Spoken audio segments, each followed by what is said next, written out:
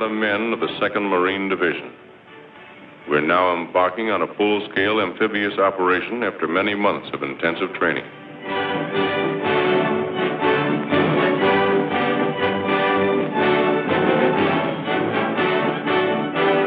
The transports are combat loaded. The ships of the Navy and Coast Guard form our convoy. Squadrons of carrier planes cover us in the sky.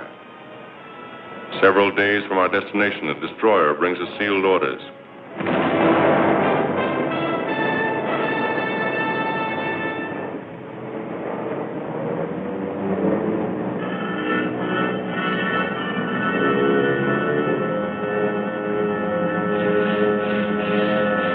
It won't be long now before we know where we're bound.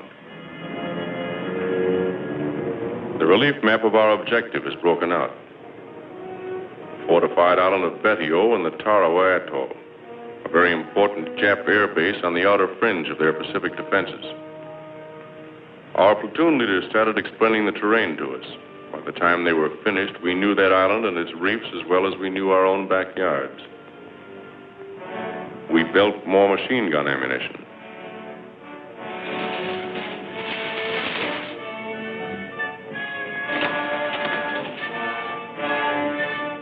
Check and test fire all weapons.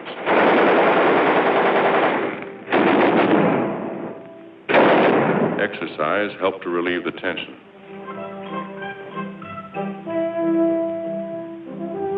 Navy and Coast Guard coxswains received last-minute instructions on formations, rendezvous areas, and departure times. Services are held on the last evening before D-Day.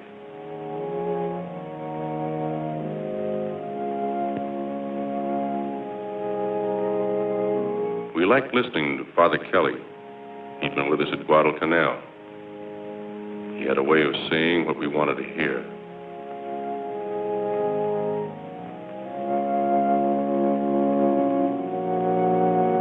Many of these men were killed the following morning.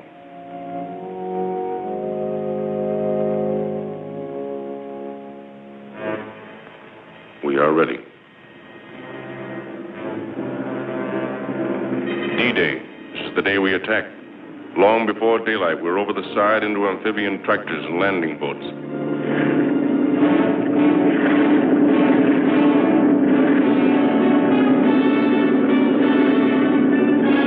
At daylight, our naval vessels open fire, and for 4 solid hours, they pound Tarawa with high explosives.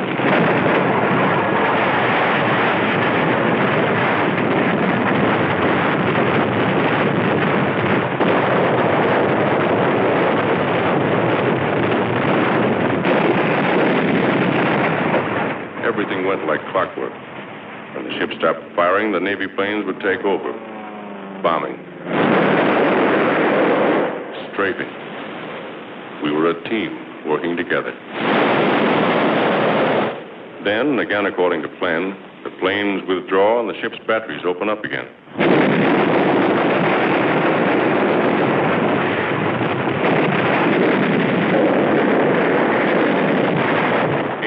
The hour we attack is getting close. For 3 days before we moved in, over 4 million pounds of explosives have been dropped on the island. It didn't seem possible that anyone could live through that bombardment.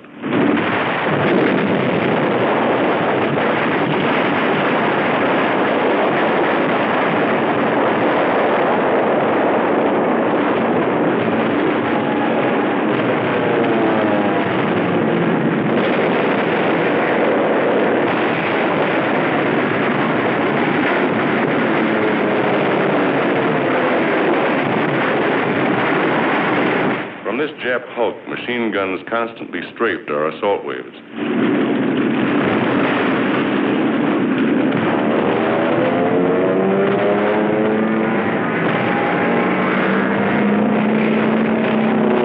We bombed them out twice, but each time a new crew took over.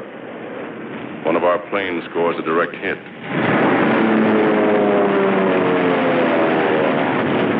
As we approach the island, we have the feeling that the show is just about over. There doesn't seem to be any organized resistance. However, we're taking no chances. Suddenly, we're met by heavy machine gun and mortar fire. It takes a heavy toll of our boats and men. It doesn't stop us.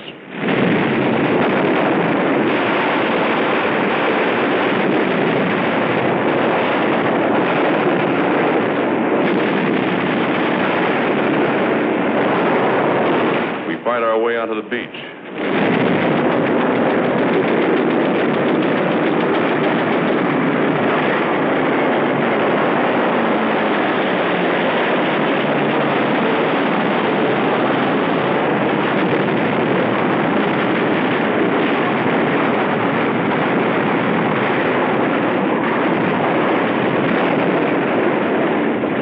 Our men wade ashore from wrecked amphibians.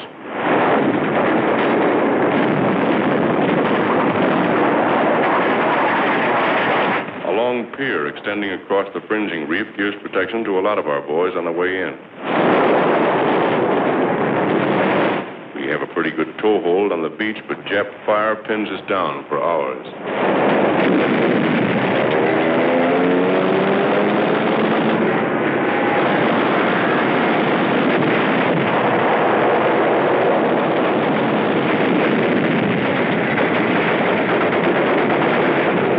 Casualties are pretty high, but as we found out later, blood plasma saves a lot of lives.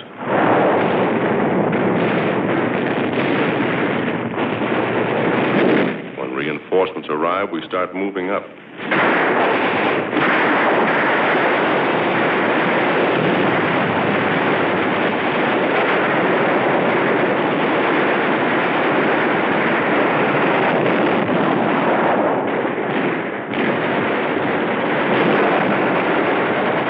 It isn't easy knocking those Japs out of their positions. They're hidden in trees, behind revetments, buried pillboxes, bomb-proofs, bunkers.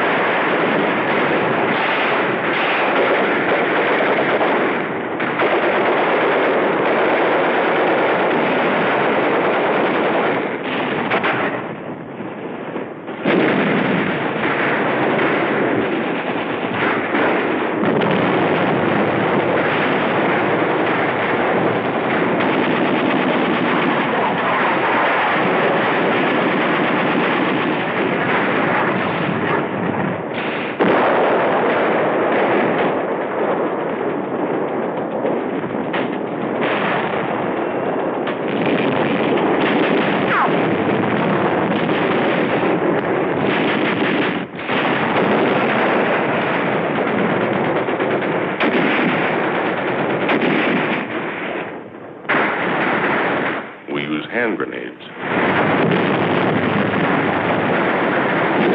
We use all the firepower we have to blast them out.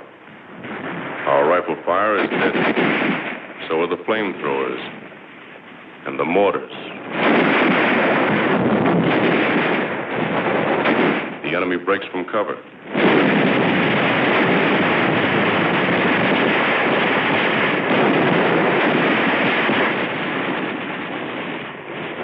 It's tough getting them out of places like this. We can never be sure where their snipers are placed. We take it slow, easy.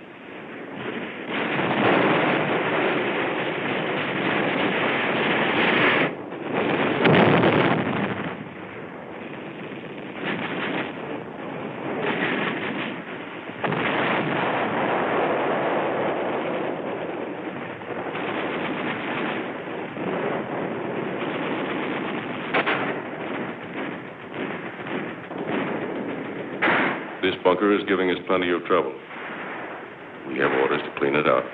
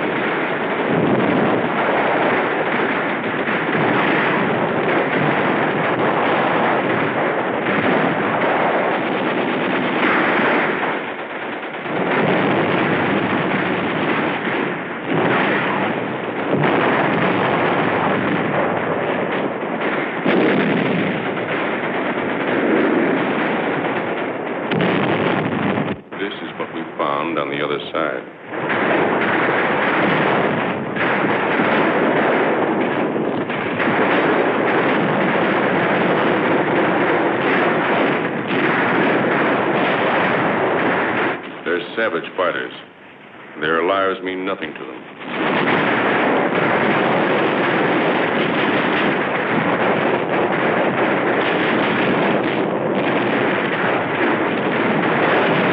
One of our boys is hit.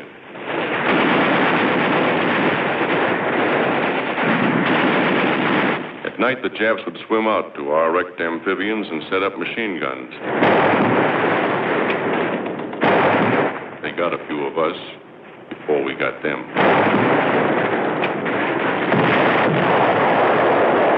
Commanding officer of the assault troops confers with his staff. One of our medium tanks remains in operation.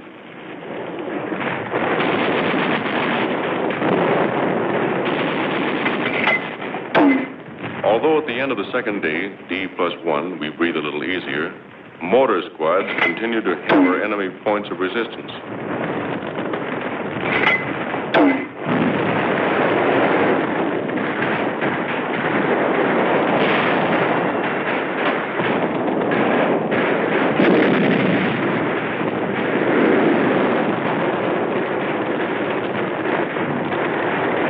By this time, we know the Japs are licked. They must know it, too. There's still strong resistance. Nip suicide snipers tie themselves up in the trees and take pot shots at us. We hit them, but they don't fall. Just die and hang there.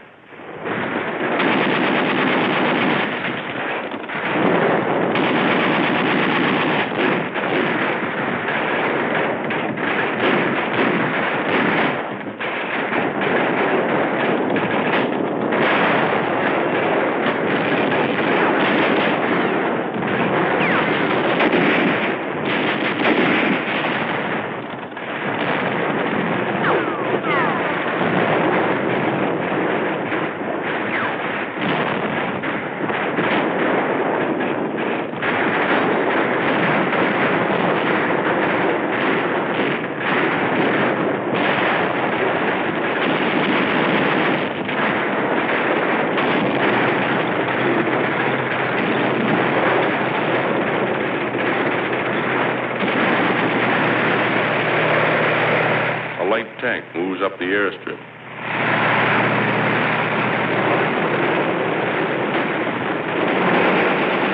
One of our boys is wounded during the attack on the airfield. Another Marine goes out after him in a Jeep under heavy machine gun fire.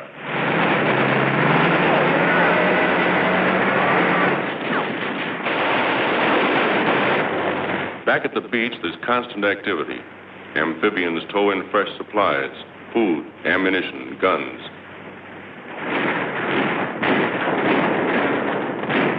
As the battle moves across the island, the chaplain's assistants tend the dead, removing the lower identification tag and leaving the duplicate on each Marine so there'll be no mistake later on. Generals Holland Smith and Julian Smith commanding the force and division. Admiral Harry Hill commanding the task force. Sometimes we actually have to dig the Japs out of their holes. The island is infested with buried pillboxes, many of them still crawling with Japs. These bunkers were so constructed that heavy shelling and demolition charges failed to crumble them. Many of them were over 20 feet deep.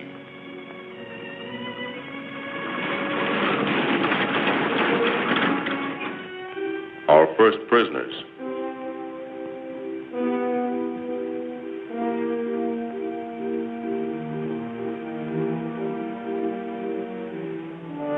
The wounded are given first aid in the field and then carried by stretcher to the boats. With them always are the Navy hospital corpsmen and Navy doctors and surgeons. At the transport, the steel litters are lifted from the barges and lowered into the hold. They're taken to the ship's hospital. Not a second is lost.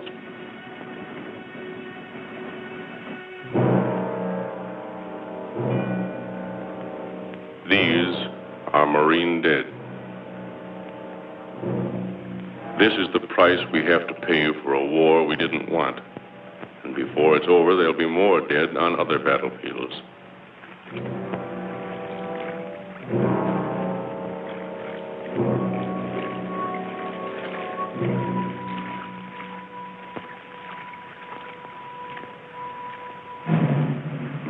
aboard ship for Marines killed in action.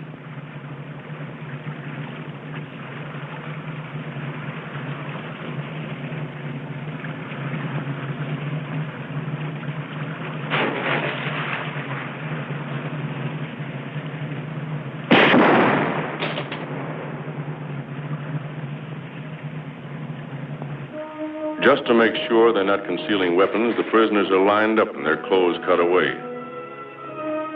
We gave them new ones later from their own dumps.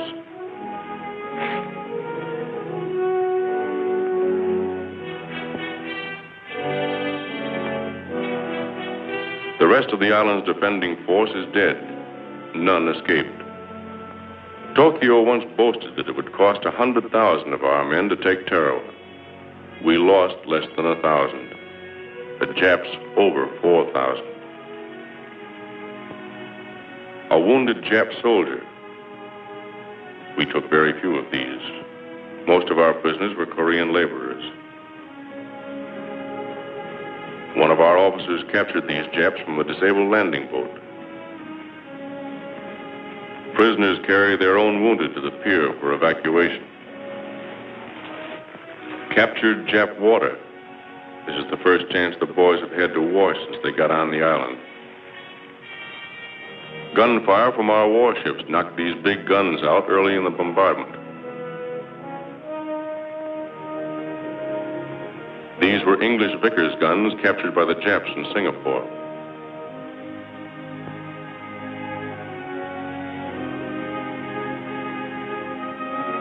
One of their many light tanks. This was the Jap command post, built of reinforced concrete several feet thick. That building was built to withstand plenty, and did. We finally took it with TNT and flamethrowers. The fighting was still going on at one end of the island when the Seabees landed with their heavy equipment. They set to work clearing the airstrip even while we were fighting for it.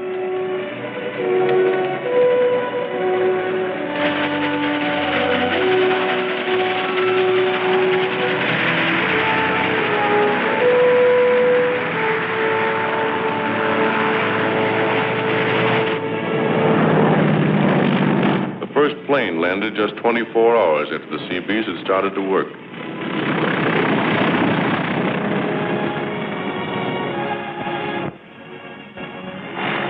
The second one lands 1 minute later. We welcomed the pilot to our new home. It was our first chance to thank those guys for the swell job they did for us before and during the attack. On D+4, our relief came in. Maybe you think we weren't glad to see them.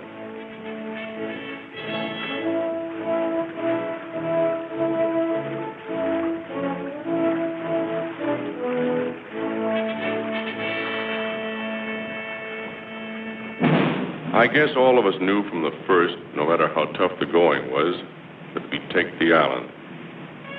Just the same, the day the colors were run up on this palm tree and flew for the first time over Tarawa, we got a lump in our throats. We were mighty proud.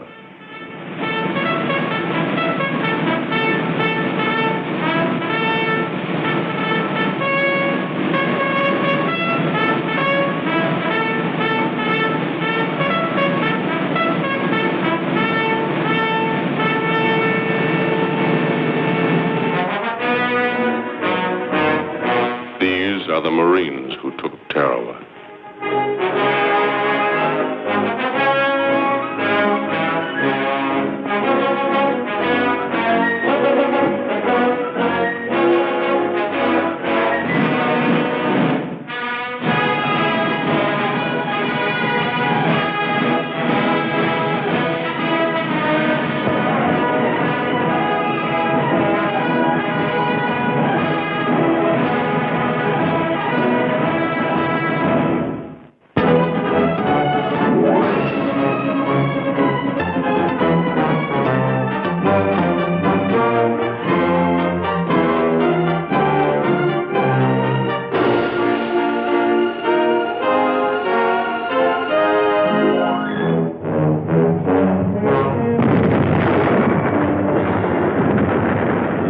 the island of Guam, shelling Jap installations late one afternoon, about 2 weeks before the landings. Suddenly, we noticed strange light flashes from the peak of a nearby hill. The message in Navy code was baffling. I have information. What could this mean? We signaled the unknown party to advance to the beach. We suspected Jap trickery. Keeping our guns trained point blank on that strip of beach, the captain dispatched a boat which proceeded slowly to meet the person who had sent the signal.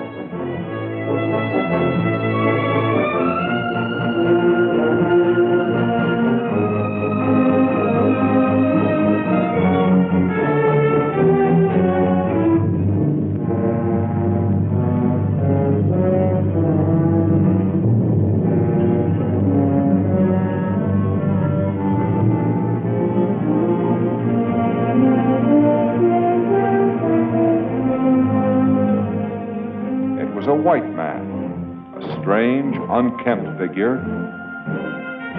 crying and laughing in his joy and excitement. When he was able to talk, he identified himself as radio man George Tweed, United States Navy, the only survivor of the original garrison of Guam.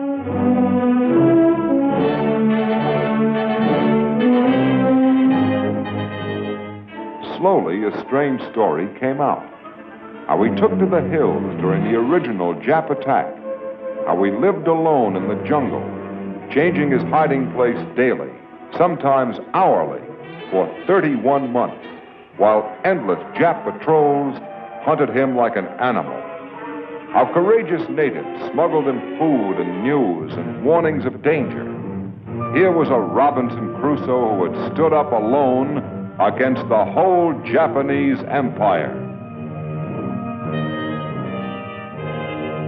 When the destroyer with Tweed aboard rejoined the main task force, he was amazed by the size of the fleet, larger even than he'd hoped for during his 31 months of hiding. Battleships, cruisers, destroyers, carriers, so many of them, and assault troop ships and assault cargo ships of a kind that didn't even exist when Tweed became a fugitive. The fleet has come to this staging base, itself so recently in Jap hands, loaded and powered for the attack on Guam. Now, while a band swings out, heavy shells are taken aboard. The finishing touch, the seal that will sting. The big claws, these 14-inch shells, will rip out shore installations, make the landing less costly in American lives. Cans of 40-millimeter ammunition pile up in great mounds on deck. A curtain of fire waiting to be raised if needed. There, across the water, lies Guam. It means much to all Americans, but most to these sailors, they're Guamanians. Americans, too.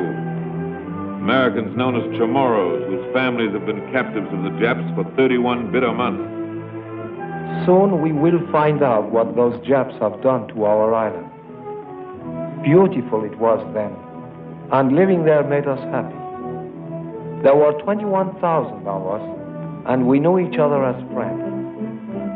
Although we were far out in the Pacific, we were proud to be under the American flag. We were content. It was a good life.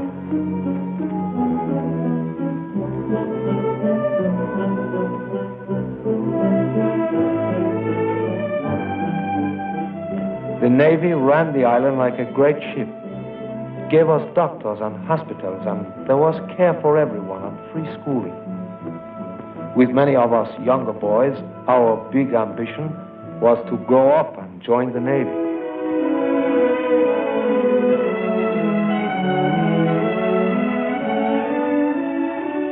Our older men learned about self-government from the captain who was in charge of the island. We organized our own militia.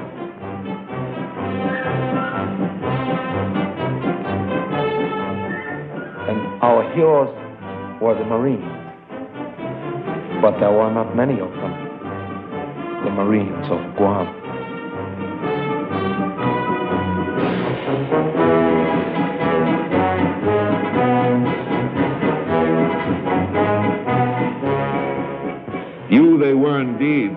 plains of Guam.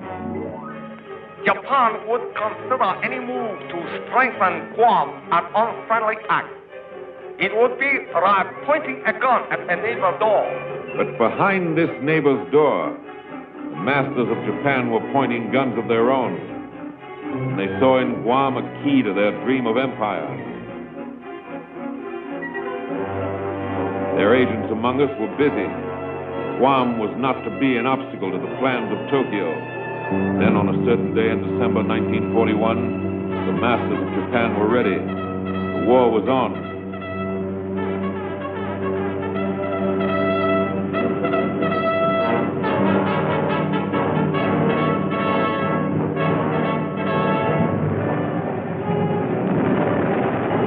The garrison on Guam, it was over almost before it began.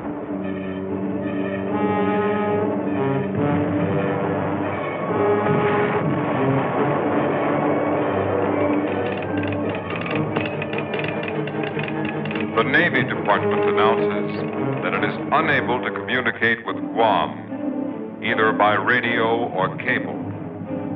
The island has been bombed repeatedly, and Japanese troops have landed at several points.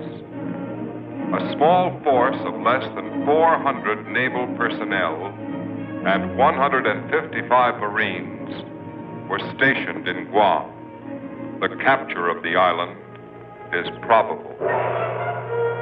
Guam now belongs to Japan forever. Never again will Americans touch its soil. The return to Guam, we knew, would take many ships.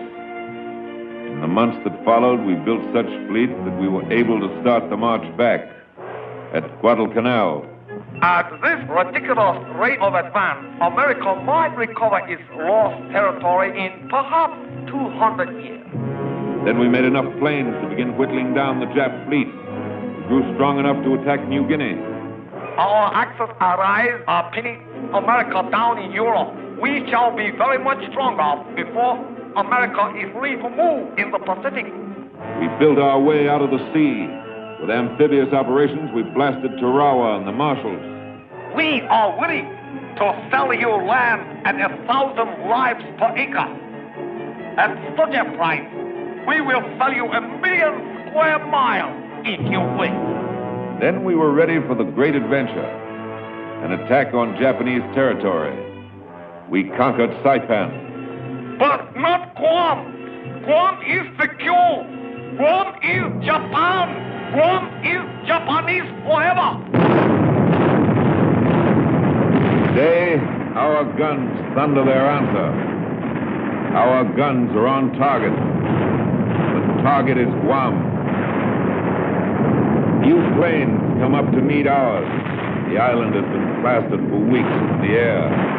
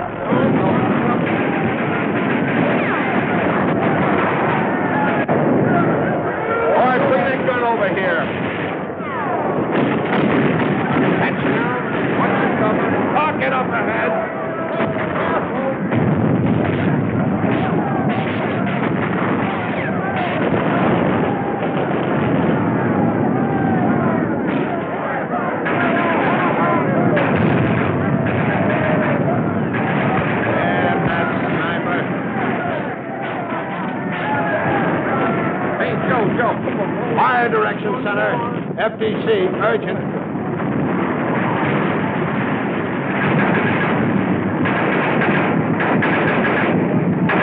To the left. Come up a little.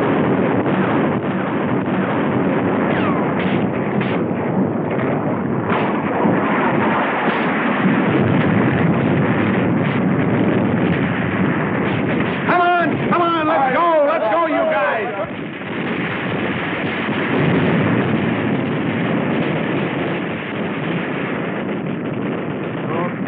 Dead with me, you Mopping up. The phrase sounds tame and unexciting. Actually, mopping up is one of the most gruesome and dangerous jobs of the war. The last hysterical fanatics must be captured or destroyed before victory is complete. We've returned to Guam.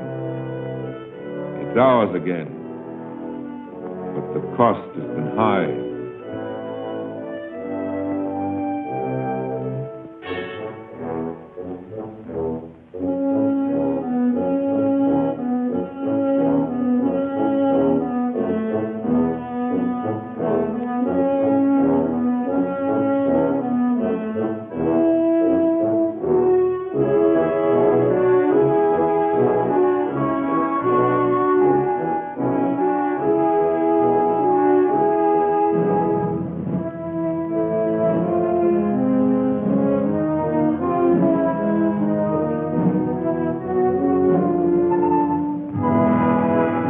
$1,226 Americans have died.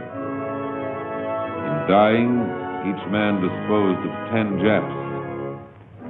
But 1,226 fellow Americans have died. Here are the sons of heaven. These are the members of the divine race. These are the men who set out to conquer the earth. Where now is the imperial arrogance which went forth to destroy the world?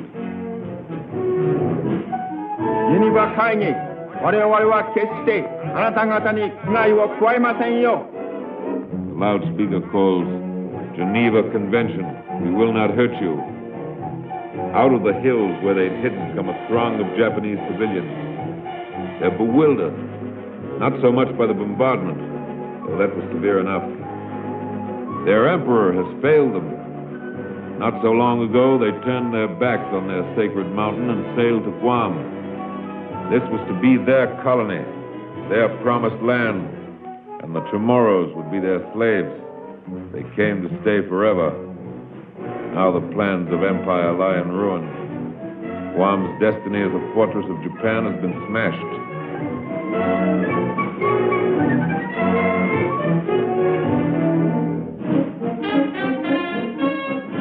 Now a new Marine garrison takes up the watch on Guam.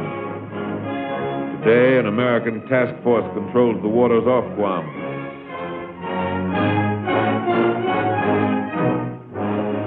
2 months after his rescue, George Tweed, now warrant officer and holder of the Legion of Merit for his aid in the recovery of Guam, returned to the island to prepare a final report on his strange adventure. I came close to dying 100 times during the last 2.5 years, but when those American planes and ships came over, I almost died of joy. All that power, that was a sight for sore eyes. The Navy sure had the stuff. I didn't have to wonder anymore what the folks back home had been doing while I was playing hide and seek with the Japs. But the Japs did a few other things besides chase me around. When they started fortifying, they built up their defenses like mad. They were racing against time. A lot of Chamorro blood was mixed up in that concrete. The Japs forced them to work for practically nothing. And the ones who couldn't stand the gaff were beaten and tortured. I'll bet they were a little too busy to mistreat the natives when we started coming over. Not the Japs, sir. They always find time for that. When they got worried about the Americans coming back, they treated the Chamorros even worse.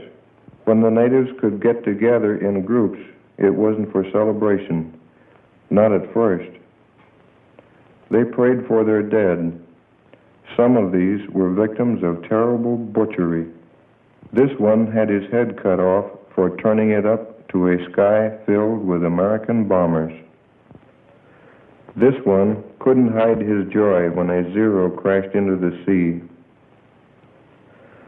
This one tried to help one of our pilots. This is Jap justice as I saw it. The Japs brought slavery and misery and death to the natives of Guam. These people are my friends. They saved my life. When I returned, the Chamorros were getting their first good meals in a long time, and their first decent medical care, some of it for babies born during the occupation. I would like to visit them again when the war is over. Until then, I want to do everything I can to knock the hell out of those Japs. I was there in the beginning, and I want to be there at the finish.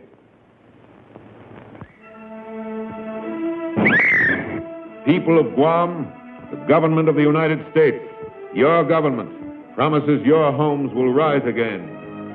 Your losses will be restored. But what is done for Guam is only part of what Guam will do for the people of America and the peace of the world. Guam will now become everything that a powerful American base should be. Great installations will rise as sentinels of our security and the peace of the world. From Guam, the attack goes forward. From here, the winning blow may be struck against Japan. On to Guam, on to every other place we win, we must pour the power that will clear the path to Tokyo. This base, which was lost and is now redeemed, may now fulfill its destiny and launch the action that will help win the war.